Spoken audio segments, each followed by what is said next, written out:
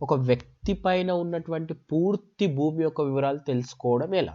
నేనిప్పుడు ఒక వ్యక్తి మీద ఉన్నటువంటి పూర్తి భూమి వివరాలు ఎలా తెలుసుకోవాలని నేను మీకు చూపిస్తాను. ముందుగా గూగుల్ ఓపెన్ చేసి గూగుల్‌లో మా భూమి పోర్టల్ ఓపెన్ చేయాలి. వెబ్ పోర్టల్ ఓపెన్ చేసినప్పుడు మనకిక్కడ మా భూమి వెబ్‌సైట్‌ని ఓపెన్ చేసుకోవాలి. ఇక్కడ మనకు 1బి ROR1B ఇక్కడ దీన్ని క్లిక్ చేసుకోవాలి. క్లిక్ చేసుకుంటే మనకు జిల్లా పేరు ఏ డిస్ట్రిక్ట్ అనేది ఎంటర్ చేసుకోవాలి.